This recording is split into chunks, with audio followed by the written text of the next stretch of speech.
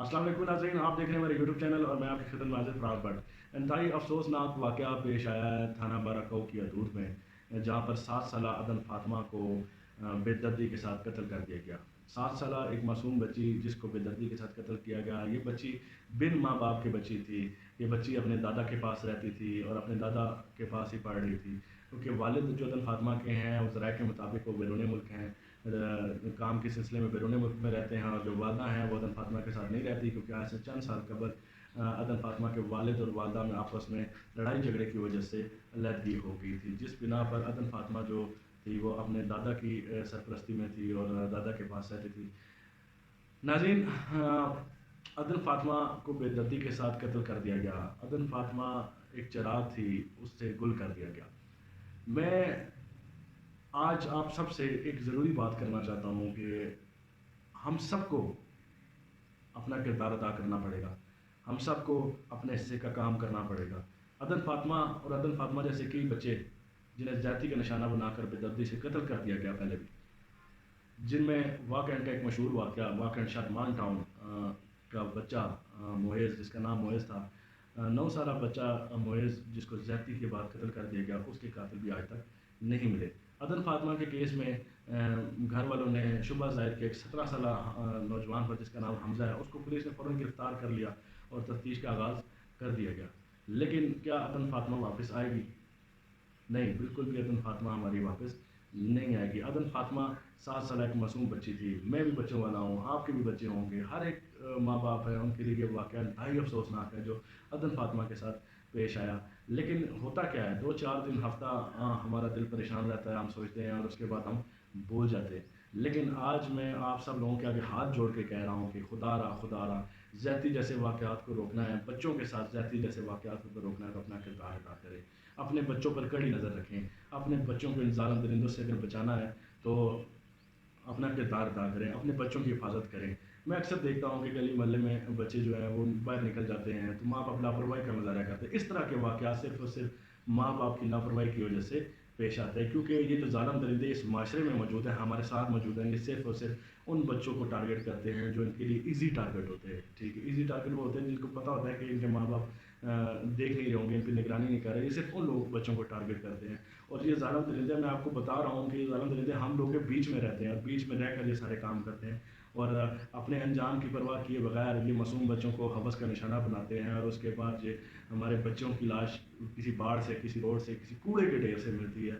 तो आप भी बच्चों वाले हैं, क्या आप मुझे एक बात बताएं कि आज जिस जो अदर की वादा है, आज जब उन्हें पता चला होगा जिस वक्त उनकी बेटी को बेदर्दी के साथ कत्ल कर दिया गया है, तो उन पर क्या गुजरेगी? जो बाप अपने बच्चों के पेट पालने के लिए बैरून मुल्क में मुकीम है, अदन फातिमा का, मुझे बताएं कि उस बाप पर क्या गुजरी होगी जो अपनी बेटी के लिए पाकिस्तान भी नहीं पहुंच सका। तो 11 बजे तकरीबन अतवार के दिन सुबह 11 बजे अदन फातिमा घर से बाहर निकलती है और 12:30 बजे अदन फातिमा की एक घर के करीब ही एक भैंसों का वीरान डेरा है, वहाँ से उसके बिल्कुल सामने रोड से अदन फातिमा की लाश मिलती है। और जब पुलिस तफ्तीश करती है, तो तफ्तीश के बाद जब पुलिस उस डेरे में दाखिल होती है, तो डेरे के वाशरूम से अदन फातिमा की जूतियाँ मिलती हैं, अदन फातिमा का खून मिलता है। अदन फातिमा को जिस पत्थर से उसका चेहरा मस्क किया गया ताकि उसकी शिनाख्त ना हो सके, और इस वाक़े को सिर्फ रोड पर फेंकने की वजह ये थी अदन फातिमा की लाश को, ताकि एक्सीडेंट बताया जाए, लेकिन ऐसा नहीं था। अदन फातिमा को बेदर्दी के साथ कत्ल किया गया। और वहाँ से जिस वाशरूम से अदन फातिमा की जूतियाँ मिली, वहाँ से एक बोरी भी मिली जिसमें अदन फातिमा की लाश को ठिकाने लगाना था। तो मेरी आज तमाम वालिदैन, तमाम देखने वाले वालिदैन से, जिनके छोटे बच्चे हैं, उन सब से मेरी गुजारिश है, खुदारा इस लापरवाही की नींद से निकल आएँ और अपने बच्चों पर कड़ी नज़र रखें। बच्चे आपके ट्यूशन जा रहे हैं, उन पर नज़र रखें। बच्चे आपके बाहर दुकान पर अगर जा रहे हैं तो उन्हें अकेला मत जाने दें। बच्चे को अगर आपके घर में कोई ट्यूशन पढ़ाने आ रहा है, कोई सपारा पढ़ाने आ रहा था, खुदारा एहतियाती तौर पे अपने बच्चों के पास बैठे। जितनी देर वो शख्स आपके बच्चों को तालीम दे रहा है, उतनी देर अपने बच्चों के पास बैठें। अगर बच्चे थोड़ी देर के लिए घर से बाहर निकल जाते हैं तो खुदारा उन बच्चों का पीछा करें और बच्चों को तालीम दें, उनको समझाएं कि बेटा किसी से कोई चीज़ लेके नहीं खानी, किसी के साथ ज़्यादा फ्रीली बात नहीं करनी।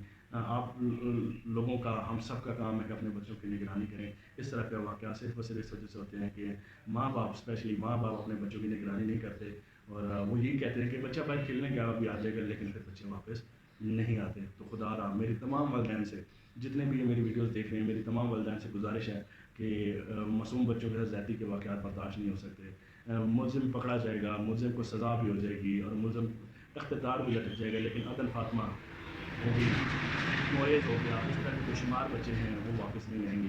اور یہ ایک ایسا ماں باپ کے لیے نقصان ہے جو ناقابل برداشت ہے، جس کی بھرپائی کبھی بھی نہیں ہو سکتی۔ تو خدا رہا ایسے واقعات سے بچیں، اپنے بچوں کی حفاظت کریں اور اپنے بچوں پہ کڑی نظر رکھیں اور ایسے درندوں سے بچوں کو دور رکھیں، اور بچوں کو بتائیں کہ اگر آپ کے ساتھ کوئی کسی قسم کی کوئی غلط حرکت کرنے کی کوشش کرتا ہے، بے شک وہ آپ کا کوئی انکل ہے، کوئی ماموں ہے، کوئی چاچو ہے، کوئی کزن ہے، تو آپ فوری رپورٹ کریں، اپنے والدین کو رپورٹ کریں اور اس طرح کے معاملات کو سیریسلی، بچوں کی اس طرح کی بات کو سیریسلی سنا کریں، تاکہ اس طرح کے واقعات پیش نہ آئیں اور ہم کسی اور عدن فاطمہ سے محروم نہ ہو جائیں۔ عدن فاطمہ ایک معصوم جان اس پورے معاشرے پر سوالیہ نشان ہے کہ 7 سالہ معصوم عدن فاطمہ کو بے دردی سے قتل کر دیا گیا۔ تو کیا ہم سب لوگ سو رہے تھے؟ سچ بتاؤں تو جی ہاں، ہم سب لوگ سو رہے تھے، کیونکہ ہم نے ہمیشہ ہر واقعے کے بعد 4 دن 6 دن اس واقعے کو یاد رکھا، اس کے بعد بول کے، اور ہم نے اقدامات نہیں کیے۔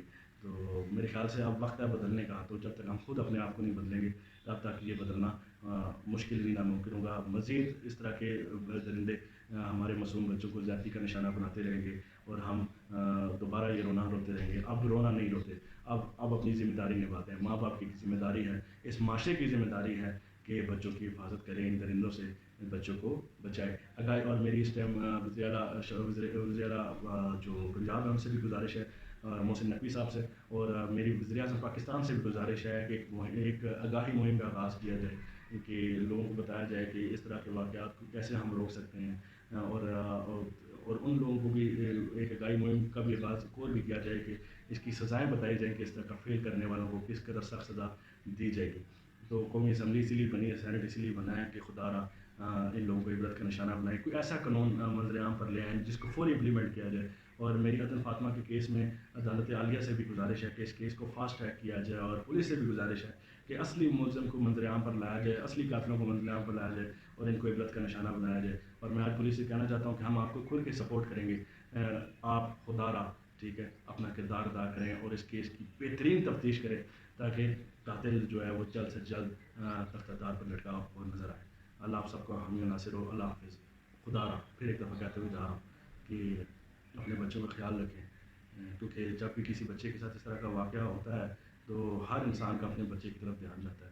تو بچوں سے بڑی نعمت اللہ کی کوئی بھی نہیں ہے، اور یہ معصوم اس لیے دنیا میں نہیں آتے کہ کوئی درندہ ان کو آئے اور انہیں زیادتی کا نشانہ بنائے اور قتل کر کے پھینک کے چلا جائے اور ہم ساری زندگی کے لیے روتے رہے۔ تو ہم نے ان درندوں کو، اس ظالموں کو بے نقاب کرنا ہے اور ان کو عبرت کا نشانہ بنانا ہے۔ تو اس سلسلے میں پولیس کی سپورٹ کریں اور معاشرے میں اپنا کردار ادا کریں۔